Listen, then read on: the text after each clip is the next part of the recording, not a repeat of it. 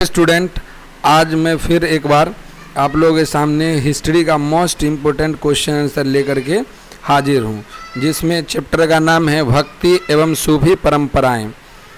पहला क्वेश्चन है, सूफी संत के प्रमुख सिद्धांतों को लिखें।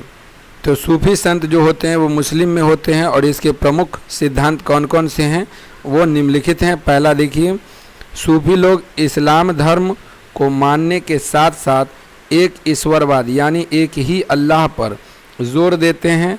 पीरों यानी और पैगंबरों के उपदेशों को वे मानते हैं, यानी पीर मतलब गुरु, और पैगंबर यानी दूत जो अल्लाह के भेजे हुए नेक बंदे होते हैं वो पैगंबर कहलाते हैं। तो इन दोनों की बात को मानते हैं और एक ईश्वरवाद यानी एक ही अल्लाह है, इस बात पर बहुत ज़्यादा जोर देते हैं। दूसरा पॉइंट है, इनकी विचारधारा रहस्यवादी है। रहस्यवादी मतलब मिस्टीरियस। आप लोगों को पता होगा कि ऐसी चीज़ें जो हमें जल्दी समझ नहीं आती उसे रहस्यवादी कहते हैं। सूफी सारे विश्व के कण कण में अल्लाह को देखते हैं। सूफी लोगों का मानना है कि दुनिया के हर एक कण में अल्लाह है। इनका सारा जोर प्रेम साधना पर होता है। उनका मानना है कि प्रेम से मनुष्य अल्लाह के समीप पहुंच सकता है।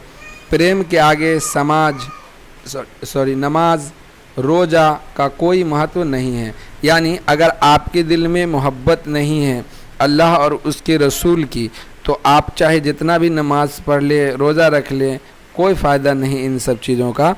ये कौन मानते हैं? सूफी संत लोग मानते हैं। चौथा पॉइंट है, वे ईश्वर को प्रसन्न करने के लिए भक्तिपूर्ण संगीत पर जोर देते हैं। कव्वाली वगैरह ध्यान दीजिएगा, गाने उन्हीं का ये लोग का सिलसिला चलता है। पांचवा जो है वो गुरु या पीर जो कहिए को सूफी लोग अधिक महत्व देते हैं। उनके उपदेशों का वे पालन करते थे। तो ये सारी चीज़ें करते थे सूफी संत और इनके यही प्रमुख सिद्धांत थे। याद रखिएगा, पहला सिद्धांत अल्लाह को एक मानना, अपने गुरु और भेजे गए अल्लाह के द्वारा पैगंबरों दोनों की बातों को मानना। उसके बाद दूसरा, ये रहस्यवादी होते थे और ये हर चीज़ में अल्लाह की बनाई हुई चीज़ है, हर चीज़ को अल्लाह की बनाई हुई चीज़ मानते हैं। और इसका सारा जोर किस पर है? प्रेम पर, ठीक है, और साधना पर। ये दोनों पर ये काम करते हैं। ईश्वर को खुश करने के लिए क्या करते हैं? नाज शरीफ कव्वाली वगैरह गाते या पढ़ते हैं। पीर या मुर्शिद लोगों का महत्व देते हैं और उसके उपदेश जो भी उन्होंने कहा है उसका वे पालन करते हैं। उम्मीद है कि ये क्वेश्चन आपको समझ में आ गई होगी। चलिए अगले प्रश्न की ओर चलते हैं। अगला प्रश्न है,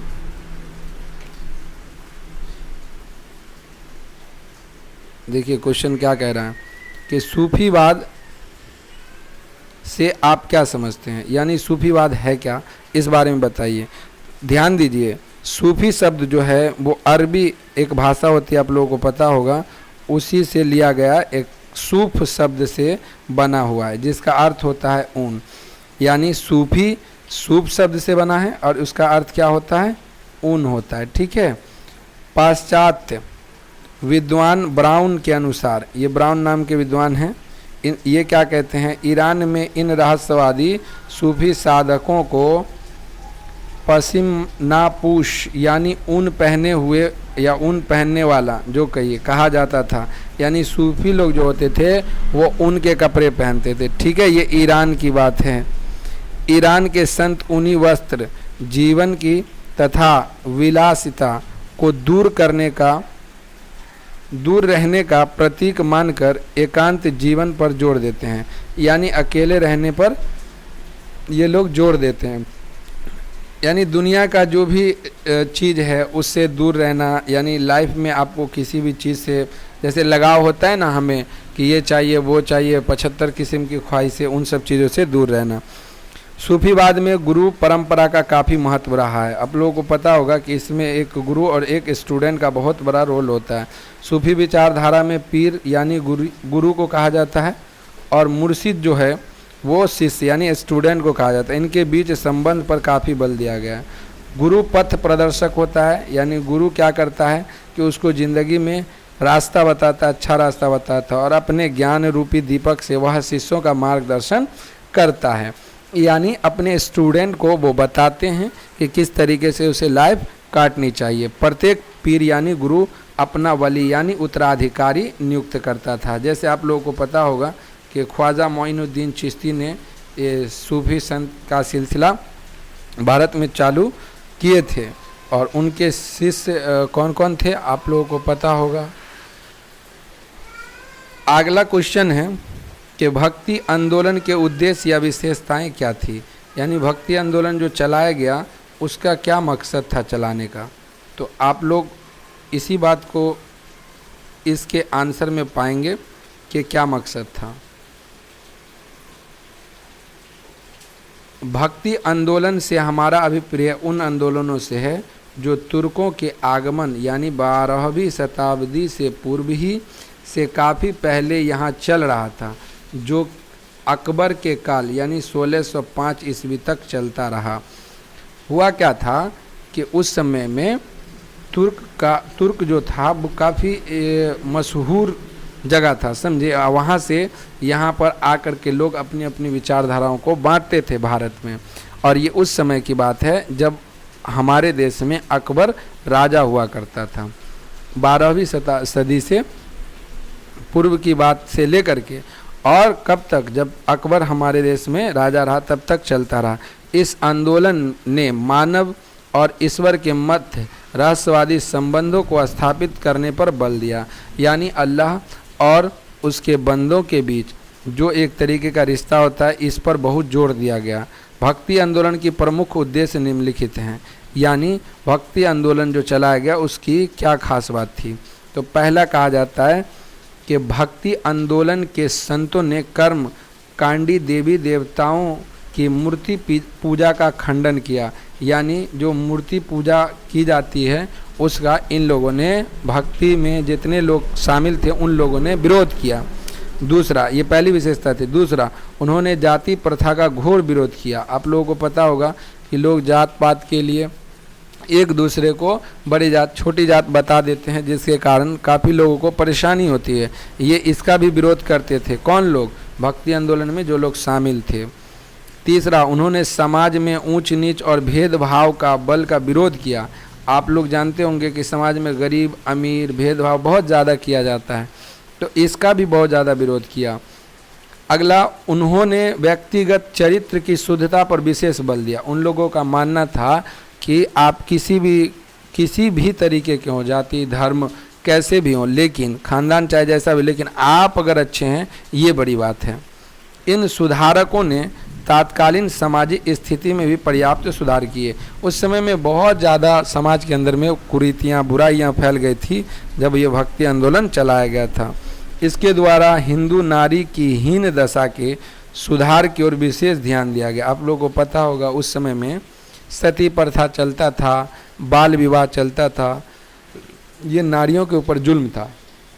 इस आंदोलन का काफ़ी इन लोगों पर भी फ़ायदा पहुंचा। भक्ति आंदोलन के द्वारा सामाजिक कुरीतियों को भी दूर करने का प्रयत्न किया गया, तो ये भी एक विशेषता थी। इस आंदोलन का जन्म दक्षिण भारत में हुआ और ये आंदोलन धीरे धीरे पूरे भारत में फैल गया। अब आप समझ गए होंगे कि किस तरीके से भक्ति आंदोलन ने समाज के अंदर मौजूद बुराइयों को समाप्त करने में मदद की, महिलाओं की स्थिति को अच्छा बनाया। अगला क्वेश्चन है, भक्ति आंदोलन में कबीर तथा गुरु नानक का क्या योगदान था। कबीर के योगदान के बारे में आपको बताना और नानक के योगदान के बारे में आपको बताना है। तो चलिए पहले कबीर के बारे में जान लेते हैं। कबीर एक ईश्वरवाद के समर्थक थे। यानी वो उनका मानना था कि ईश्वर एक ही है। वे मानसिक पवित्रता, अच्छे कर्मों और चरित्र की शुद्धता पर बल देते थे। उनका मानना था कि कोई भी व्यक्ति अगर दिमागी तौर पे काफ़ी अच्छा सोचता है, यानी हर एक इंसान के बारे में भला सोचता है, हर चीज़ के बारे में अच्छा सोचता है, तो वो मानसिक पवित्रता हो गई। अच्छे कर्म यानी अच्छा काम करे, ऐसा काम जिससे किसी को नुकसान न पहुँचे, वो काम अच्छा काम कहलाता है। चरित्र की शुद्धता, आपका चरित्र अच्छा होना चाहिए, यानी जो आप बोलते हैं वही आप करते हैं, आपका चरित्र एकदम सही माना जाएगा। परंतु अगर आप बोलते कुछ हैं, सोचते कुछ है, करते कुछ है, तो आपका चरित्र अच्छा नहीं माना जाएगा। उन्होंने जाति, धर्म और वर्ग की प्रधानता नहीं थी। उनका मानना था कि आप किसी भी जाति, धर्म, किसी चीज़ से, उससे कोई मतलब नहीं है। उन्होंने धार्मिक कुरीतियों, आडंबरों, अंधविश्वासी और कर्म कांडों को व्यग्र बतलाया। उन्होंने मूर्ति पूजा का खंडन करने के उद्देश्य से ये लिखा था। देखिए, कबीर इन सब चीज़ों का क्या करता है, घोर विरोध करता है, मूर्ति पूजा, अंधविश्वास, कर्मकांड, इन सब चीज़ों का। और उन्होंने एक बात लिखी थी कि पाहन पूजे हरि मिले तो मैं पूजूं पहाड़, पाहन पूजे हरि मिले तो मैं पूजूं पहाड़, ताते वह चाकी भली पीस खाए संसार। इसका मतलब ये हुआ कि अगर पत्थर को पूजने से हरि मिलता है तो मैं तो पहाड़ को पूज लूँ, लेकिन देखो ये चक्की उससे अच्छी है। क्यों? क्योंकि ये संसार को पीस कर खा जाती है। कबीर जन साधारण की भाषा में अपने उपदेश देते थे। उन्हें अपने दोहों में धार्मिक कुरीतियों, आडंबरों, अंधविश्वास, कर्म कांडों को व्यग्र बतलाया। तो कबीर जो थे एकदम सिंपल भाषा बोलते थे और उन्होंने काफ़ी दोहे बताए हैं और कहे हैं, और उसकी वजह से लोगों के अंदर क्या आता है, एक तरीके का एक पावर आता है, सोचने के लिए लोग मजबूर हो जाते हैं उनकी बातें। वे धर्म में, कबीर जो है उनके बारे में कहा जाता है कि वे मूर्ति पूजा, कर्मकांड, अंधविश्वास, इन सब चीज़ों का घोर विरोध करते थे। ठीक है, कबीर का नाम भारतीय इतिहास में इस कारण लिया जाता है, उन्होंने हिंदू और मुस्लिम को आपसी अंतर को दूर करने तथा एक मनुष्य को दूसरे से अंतर को दूर करने का प्रयास किया। देखिए, कबीर ने हर संभव प्रयास इस बात पर अधिक किया कि लोग एक साथ रहे, मिलजुल कर रहे, किसी से किसी को कोई तकलीफ न हो, कोई किसी से लड़े नहीं, झगड़े नहीं, इसलिए हिंदू मुस्लिम एकता पर ज़्यादा बल दिया। अगला है गुरु नानक के बारे में जान लीजिए। सिख धर्म के संस्थापक गुरु नानक का जन्म 1469 ईस्वी में पंजाब के गुजरावाला, अब जो पाकिस्तान में मौजूद है, ये पहले पंजाब में हुआ करता था, में हुआ था, तो ये बात तो आप समझ ही गए होंगे। नानक ने धार्मिक आडंबरों, कर्मकांड, अवतारवाद, मूर्ति पूजा का विरोध किया। आप लोगों को अभी ऊपर में ही बताया मैंने, इन सब चीज़ों का विरोध कबीर ने भी किया था और नानक ने भी किया। निर्गुण एवं निराकार ईश्वर की उपासना पर बल दिया। आगे सांप्रदायिक सौहार्द में वे केवल समर्थक थे। आप लोगों को क्या होना चाहिए, धर्म चाहे कोई भी हो, आपस में मिलजुल कर प्यार से रहना चाहिए, यही गुरु नानक चाहते थे। गुरु नानक के उपदेश गुरु ग्रंथ साहिब कहलाए। देखिए, सिख धर्म का एक ही ग्रंथ है जिसका नाम है गुरु ग्रंथ साहिब। इसमें गुरु नानक ने जो भी बात बताई वो इसमें लिखा हुआ, इस किताब में संग्रहित है। 1538 में इनका देहावसान हो गया, यानी इस दुनिया से वे चले गए। पंजाब में भक्ति आंदोलन का ज्वार लाने का श्रेय गुरु नानक को ही है। भक्ति आंदोलन जो उन्होंने लाया तो पंजाब के अंदर में वो गुरु नानक ही लाए थे। वे जाति पद्धति, धर्म, वर्ग, मूर्ति पूजा के विरोधी थे, ऊपर में भी आप पढ़ चुके हैं। निष्कर्म भक्ति, यानी ऐसा जिसमें इंसान अपने स्वार्थ के लिए ना काम करके पूरे विश्व के भले के लिए काम करे। शुभ कर्म, अच्छा काम, शुद्ध जीवन को ईश्वर की प्राप्ति का मार्ग बताया। वे हिंदू मुस्लिम एकता के समर्थक थे। बहुत सी चीज़ें हैं जो कबीर की और गुरु नानक की मिलती जुलती। आगे है उनकी स्वाभाविक मिठास और सबसे प्रेम करने की भावना के कारण हिंदू और मुसलमान दोनों उनका आदर करते थे। इसी कारण वे दोनों धर्मों को एक दूसरे के समीप लाने के केंद्र बन गए। इस तरीके से गुरु नानक ने दोनों धर्मों को एक करने का प्रयत्न किया और वे काफ़ी हद तक सफल भी रहे। अगले प्रश्न की ओर हम लोग चलते हैं। अगला प्रश्न है, अमीर खुसरो कौन था? तो जानते हैं हम लोग कौन थे वे। अमीर खुसरो 1253 में जन्म और 1323 में उनकी मृत्यु हो गई। ये एक कवि थे, संगीतज्ञ भी थे और निज़ामुद्दीन औलिया जो कि दिल्ली में मज़ार है, आप लोग जानते होंगे, वे उनके बहुत ही प्रिय शिष्य थे। उन्होंने कौल, कौल का मतलब क्या होता है? अरबी शब्द है कौल, जिसका मतलब होता है कहावत। क्या होता है? कहावत। कौल का मतलब होता है कहावत का प्रचलन करके चिश्ती समाज को एक विशिष्ट आकार दिया। कौल को कव्वाली के शुरू और आखिर में गाया जाता है। जैसे कव्वाली शुरू होती है तो उसके शुरू में जो बातें बताई जाती है वो कौल होती है, और लास्ट में भी बताया जाता है वो कौल होता है। इसके बाद सूफी कविता का पाठ होता था, जो फारसी, हिंदी अथवा उर्दू में होती थी, और कभी कभी इन तीनों ही भाषाओं के शब्द में इनके मौजूद होते थे। शेख निजामुद्दीन औलिया की दरगाह पर जाने वाले कव्वाल अपने गायन की शुरुआत कौल से ही करते हैं।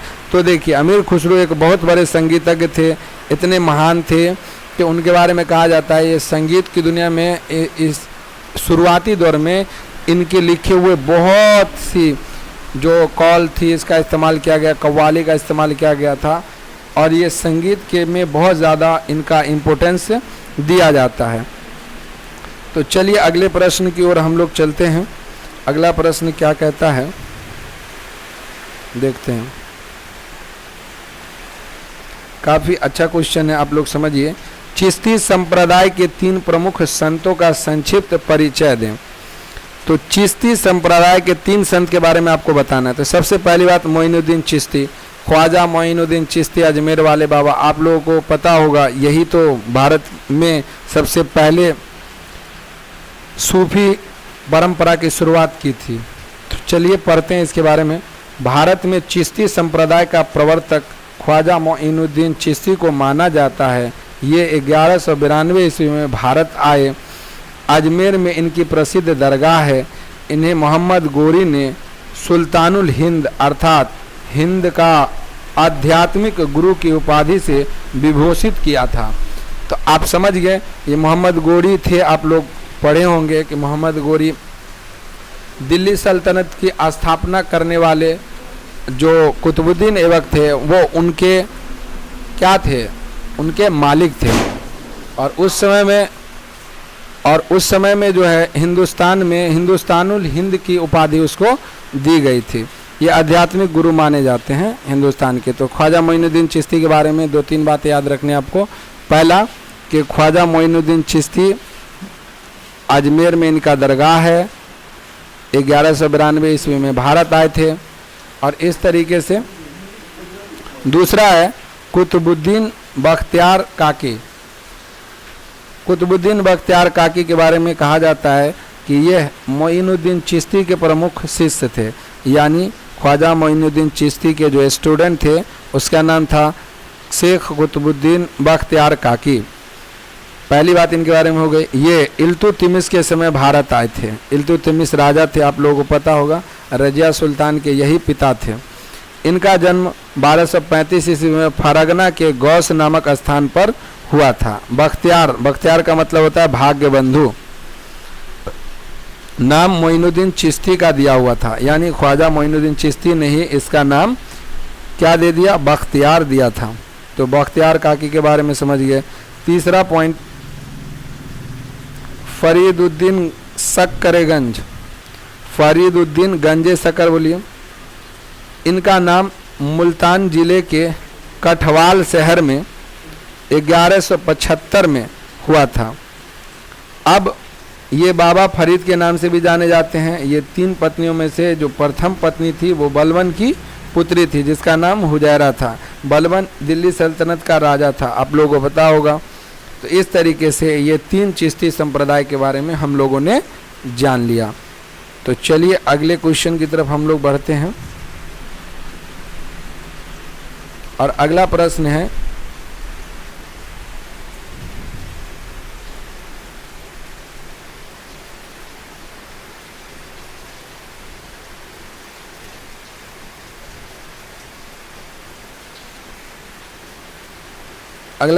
संत रामानंद की प्रमुख शिक्षाओं पर प्रकाश डालिए।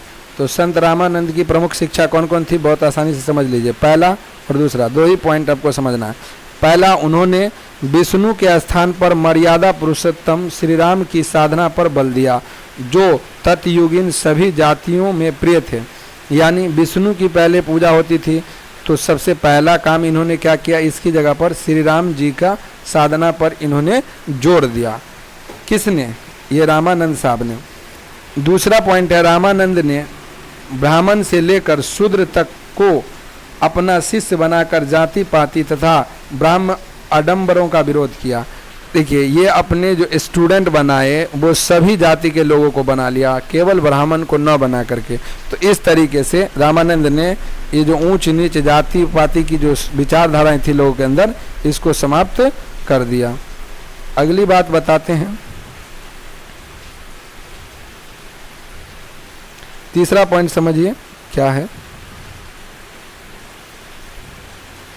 तीसरा पॉइंट है, उन्होंने हिंदू मुस्लिम साम्यवाद के मार्ग को प्रशस्त किया, यानी हिंदू मुस्लिम एकता को बनाने के लिए काम किया। चौथा पॉइंट, उन्होंने कहा कि गुरु को आकाश धर्मा होना चाहिए, जो पौधे को उन्मुक्ता दे, न कि शिला धर्मी, जो पौधे को अपने गुरुत्व में दबाकर ही रोक दे। यानी देखिए, धर्म को फैलाने वाले गुरु ऐसे होने चाहिए जो लोगों को अच्छे विचार दे, न कि खराब विचार दे, किसी भी प्रकार से उसे कोई भी गलत सलत सलाह न दे ताकि उससे वो किसी से नफरत करे। तो इस वजह से इनका, रामानंद साहब का मानना था कि गुरु को बहुत अच्छा होना जरूरी है। क्यों? क्योंकि जो बता देगा गुरु वही उसका शिष्य करता है, स्टूडेंट करता है। तो चलिए, और अगला और लास्ट है, ये आपको समझना है, मीराबाई के बारे में है। आप लोग इसके बारे में काफ़ी कुछ सुन रखे होंगे। मीराबाई चूँकि श्री कृष्ण जी की ये मानी जाती हैं, बहुत ज़्यादा ये इनको इनकी साधना में डूबी हुई रहती थी। मीराबाई पर संक्षिप्त टिप्पणी लिखी, बहुत इंपॉर्टेंट क्वेश्चन है। तो मीराबाई को भक्ति परंपरा की सबसे सुप्रसिद्ध कवित्री माना जाता है। मीराबाई मारवाड़ में मेरता जिले की एक राजपूत राजकुमारी थी। ये कौन थी? मीराबाई एक राजकुमारी थी। कहाँ की राजकुमारी थी? मारवाड़ के मेरता की, जिनका विवाह उनकी इच्छा के विरुद्ध मेवाड़ के सुप्रसिद्ध एक राजा थे, उन्हीं से हो गई थी। अब आप समझ लीजिए कि किसी के इच्छा के विरुद्ध अगर कोई काम होता है तो वो अच्छा नहीं होता है। तो यहाँ पर आप समझ लीजिए, मेवाड़ जिले के एक राजपूत राजकुमारी थी और उनका विवाह उनकी इच्छा के विरुद्ध मेवाड़ के सिसोदिया कुल में कर दिया गया। सिसोदिया ये खानदान का नाम था, उसी में कर दिया गया। अभी आप लोगों को पता होगा, दिल्ली के शिक्षा मंत्री मनीष सिसोदिया हैं। उन्होंने अपने पति की आज्ञा की अवहेलना करते हुए पत्नी और मां के परंपरागत दायित्वों को निभाने से इनकार कर दिया। आप लोगों को पता होगा, जब किसी की शादी हो जाती है तो उसका धर्म हो जाता है उसी टाइप का, जब जो जिस हिसाब से उसका रिश्ता होता है। यानी एक लड़की की जब शादी हो जाती है तो उसका काम पत्नी और एक माँ के रूप में अच्छे से उसका दायित्व निभाने का फर्ज बनता है, लेकिन वो ऐसा करने से वो इनकार कर देती है और विष्णु के जो अवतार कृष्ण को माना जाते हैं उनको अपना एकमात्र पति स्वीकार कर लेती है और उन्हीं की साधना में वे डूब जाती है। इनके ससुराल वालों ने उन्हें विष देने का प्रयत्न किया, यानी उसके ससुराल वाले ने मीराबाई को जहर देने की कोशिश की, लेकिन वे क्या हुआ कि वह राजभवन को छोड़ करके एक घुमक्कर बन गए, लेकिन वो वहाँ से भाग गई। अंतमर्म में भाव की प्रधानता को व्यक्त करने वाले अनेक गीतों से उनकी रचना की और ये कृष्ण के प्यार में इतनी डूबी हुई रहती थी कि इनको अपना भी ख्याल नहीं रहता था। कहा जाता है ये कई जगह गई, मठ वगैरह में काम किया इन लोगों ने। तो इस तरीके से मीराबाई ने अपना काम बखूबी कर लिया। तो आज के लिए इतना ही। ओके।